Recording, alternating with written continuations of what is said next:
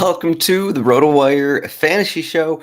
I'm going over FPL rankings today. Actually, I'm just going to reveal our rankings. We got top 400, top 413, I think, players. Uh, find it all, rotowire.com/soccer. You can get all that good stuff. But before we get into that, I just want to, for any new listener out there, we do have some content for FPL purposes. RotoWire cheat sheets. We have weekly FPL cheat sheets. You can find that on our cheat sheets page, rotowire.com/soccer trial. And let me pull up one of these World Cup ones to give an example here. We should have the first FPL cheat sheet up next week once all those odds and everything's all settled there. But basically, it's gonna have all the matches. It's gonna have all 10 matches. It's gonna have all projected lineups in there. We're gonna have a full odds report of all those 10 matches. It's gonna have goal scoring odds for every player on the slate. It's also gonna have salary, FPL pricing, salary right here with the odds. And then it's going to have a free kick tracker, if that's of any interest for FPL players. That'll be in there, and then player stats will be in there as well. But of course, for that first week, we will have, I think we're going to have last season stats in the stats. And then once the season starts, it's going to be, 1 week of stats, 2 week of stats, etc., so on, so on. And then there's also team conceded stats. So that's the cheat sheets. There will be one for FPL, for the FPL crowd. Rotowire.com/soccer trial. If you want to start that up next week, start that up once that FPL cheat sheet comes out. If you want to check that out, you can get that at RotoWire. But otherwise, there we go. We got all this other stuff. As I say in every video, we have all these other we have projections out, which is what we use for the rankings as I get into it here. So let me pull up the rankings. Let me read this comment first. We got an avid listener here, Arnold, and we're back. We are back. Yes. The first match, Manchester City going against Vincent Kompany and Burnley just under 2 weeks from now. That should be fun. Should be a fun way to start the season. We also have the Community Shield as well.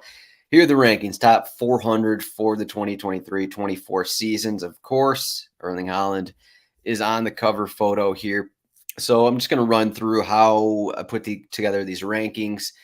So we get stats over. I asked Tech to get stats and weight them specifically through the last 3 seasons. So we got stats for the last few seasons. I have to project stats for a wide range of stats for. So I project team stats. So goals scored, assists, random things, shots on goal, clean sheets. I project all these for each team, and then I project minutes for each player. We spit these out, and that gets us to the projections. And then I grab the projections, I put them into some more spreadsheets so we can add, so we can get like this random point total for FPL, and then get total selected by percentage, and then you get the FPL price in here as well. That's kind of how these rankings are put together, and I'll try and update them every day. There's no guarantee because, as it says here right at the top, it's constant. It's constant moving around. I mentioned Bernardo Silva here, Mitrovic. I mean, I think currently have Mitrovic projected for 400 minutes. He said he's never going to play for Fulham again, but yesterday, I think less than 24 hours ago, he reported to Fulham to training because some move to Saudi Arabia fell through at the moment. It still doesn't seem like he's going to play for Fulham, but he's got to be included in here. Maybe he's going to play for the first 3 games, and then that deal is going to happen, kind of a thing. It's just a situation where this guy, if he's on the team, is going to play more than 2,000 minutes, and that's going to wildly affect a lot of numbers for Fulham. And I mean, you could say this for a lot of players. Chelsea was very hard in projecting minutes because there are a lot of rumors. A lot of players are leaving, a lot of players coming in, and a lot of their guys are, I mean, they've been playing a lot of young guys in the preseason, so it's kind of hard to get, minutes projections and that. And same with Manchester City. I mean, Bernardo Silva, even last summer, he was in a lot of rumors. he's just another player. It could be, he could play 2,000 minutes or he could play zero if he's transferred out.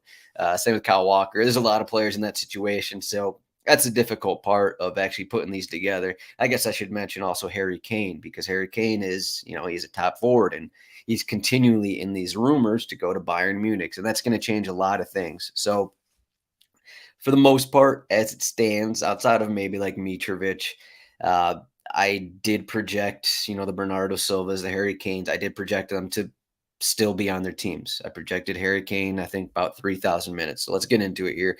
No surprises. Yeah, what I have here, Harry Kane, 3,100 minutes. I mean, he's always near that 3,000 mark as long as he doesn't have a serious injury. But so here are the rankings.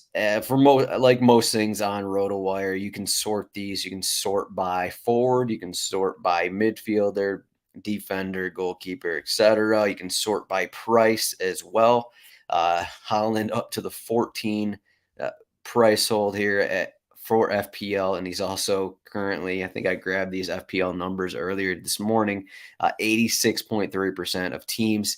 Saka is next up. Estupinian is next up. So as you can see, I mean, as it says in this points column isn't exact points. It's more of a projection. It kind of helps to break down, if you want to break down the teams, kind of helps to break down into rankings as well. So I'm not going to go over every exact ranking here. I'll scroll through here. This will be up on the site following the video. But some things that stood out to me was Brian Mbuemo here is high up. Mbuemo. I've been saying his name wrong for a couple years, but he is high up this list. I juiced his numbers a little bit because I believe he's going to be taking penalties for Brentford. And Ivan Toney, I think, scored 7 penalty goals for Brentford last season. So if you put Mbuemo on penalties for Brentford, in addition to already, almost starting every match, he's fairly high in these rankings. And the other thing about these rankings is you're going to see some maybe not as, high of upside players, because in the higher up these rankings, maybe it's because, okay, maybe this guy he's playing 3,000 minutes, so he's a little higher than someone else, kind of a thing. I mean, that's kind of why De Bruyne is down here. I projected him 2,300 minutes.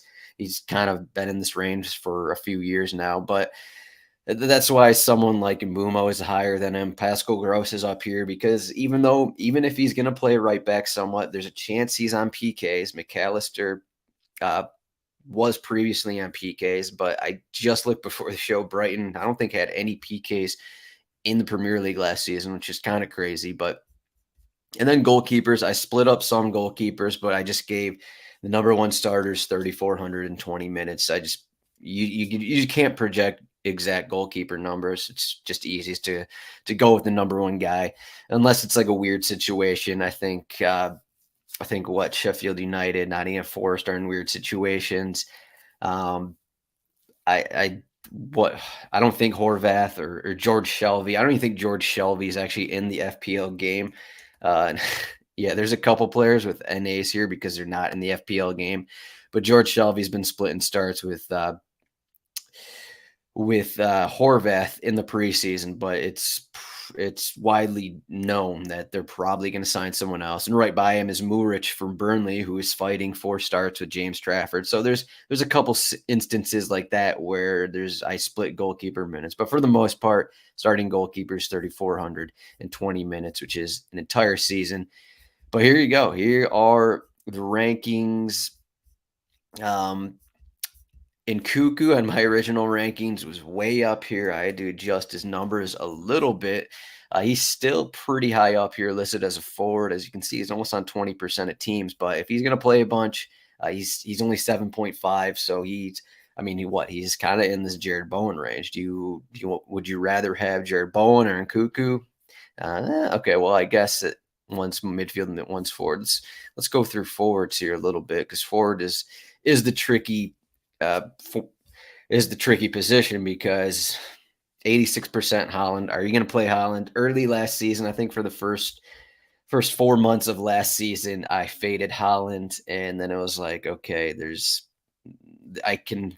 no way I can have success if I fade Holland. And then as soon as I got him on my team, he started missing some matches. He wasn't doing as well. Uh, so it wasn't the greatest season for me, just because I prefer a differential route just to be a little different. I always like captaining differentially, but as you can see in forward, you got Holland 14, Kane 12.5. Everyone else is what 8 and below, which is it's kind of crazy, and it's just how they do it. That's just how FPL does it because their positions are so weird because Salah is still listed as a midfielder, which, that's always been a thing, but I'm not going to get into it. But I think an interesting point will be how people select these Liverpool forwards. Who's going to be starting all these matches? Isak is in here as well. How much is Isak going to play? We saw Callum Wilson score almost every game he played down the stretch last season. Vinicius, I wonder if Vinicius's price actually goes up here. Ended last season well.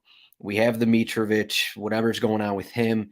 Vinicius is only 5 million here on FPL, and he's had a good preseason. So I wonder if this percentage is gonna get higher a little bit as we get going. I wouldn't be surprised.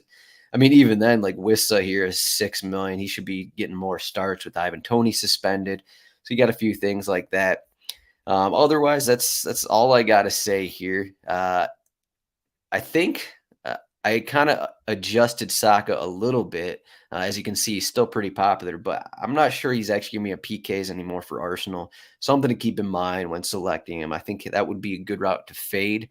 Um, while Arsenal do have plenty of depth, we'll see. We'll see if Saka is going to be playing 3,000 minutes again, with or however many minutes. I think he was at what 3,100 something like that last season, almost 3,200. Now you throw in Champions League. Is Saka going to be up there? Even though Arsenal have a decent amount of depth. So, quick look at defender here. TA Trippier. That's really the question. And I guess the question is, do you want both those guys on your team? TAA, we saw his upside last season. His percentage isn't high, but because his overall numbers from last season weren't that high. But if he's playing in this midfielder role, you got to think that maybe more upside for goals. We saw him last season just sitting on the top of the box, having a lot of opportunities to score and that kind of a thing. But looking through this list, James and Chilwell, if those guys can stay healthy, maybe they're 2,800 minutes and maybe they're third and fourth on this list or something like that. Wouldn't be that surprising, but Chilwell and James, those guys are always injured. So that's why they're kind of sitting right here. I do think if they can stay healthy, that those guys will be top 5 by end of the season. And then you got, you got all these. What Doty here from Luton Town? He's up here, 2,800 minutes. You got Connor Roberts, played a few times 2 years ago in Burnley. Was in the Premier League, has become a regular. But you got a lot of these defenders here. It's because they're set for a lot of minutes, and that's just how rankings work for the season. Alisson gets the number 1 call for goalkeepers. Ederson is down here. He makes no saves. I'm kind of tentative on Mark Flecken here. It's assumed right now that David Raya is going to be going somewhere. There is some Arsenal rumors out there. Mark Flecken seems like he's just going to be the guy at Brentford.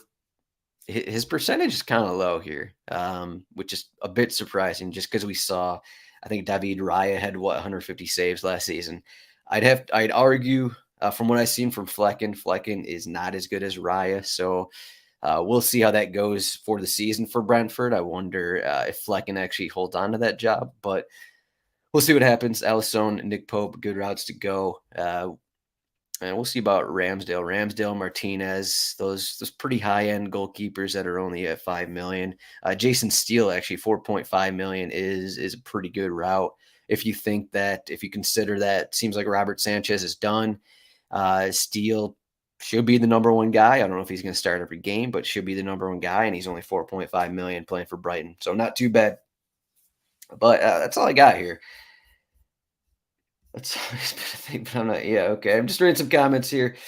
How is my team looking like? We got 2 more weeks to go. My team everyone's posting their teams on Twitter. I don't really see a point to that right now. I think lineups have to be built around, are you going to have Holland? Are you not going to have Holland? And then are you going to have what Saka or not Saka kind of a thing. I mean, it's just kind of frustrating again that just looking through this list, it just like Salah and Rashford listed as midfielders. It's just amazing how this is a respectable game when you have Salah, who's always been a forward, and Rashford, who's pretty much always been a forward, listed as midfielders. It's kind of wild, but it's just how the game goes. Um, in terms of my team, you gotta keep adjusting that throughout the weeks, throughout the next 2 weeks. There's so many transfers, so many things happening. As I said with that Vinicius news, I feel like his percentage is going to be up by 20 or something by the time the season starts, assuming Mitrovic is going somewhere else. If Mitrovic doesn't go somewhere else, then maybe not. But I still think, at the 5 million, you're getting a cheap forward here. I guess talking about cheap forwards, you got the Luton Town guys, Carlton Morris and Adebayo, two players who played a bunch last season and seems like they're going to play a bunch again. So if you want cheap forwards, maybe they're not going to score very much because they play for Luton Town, but you know that they're going to play a lot. Two guys right there to look at. Cunha, surprisingly not too popular. It seemed like he was a favored forward for Wolverhampton, and now without Diego Costa to steal time, I think Cunha, I got him up here at 2,300 minutes. So someone to look at, another cheap option. I think there's a lot of cheap forwards that you can consider even if you don't want Haaland and Kane. Bad part about Haaland and Kane is, I guess a bad part about Haaland is he gets 3 goals against Burnley in the first week of the season. Then it's like, why did I fade Haaland? Why wasn't I just like 90% of other people? Maybe you might be asking yourself that question. But that's all I got for the show. RotoWire.com/soccer trial. Thanks for watching this. These rankings will be up on the site. I'll try and update. Seeing this one, I updated it about an hour ago or so. As transfers come out, as everything else comes out, injuries, whatnot.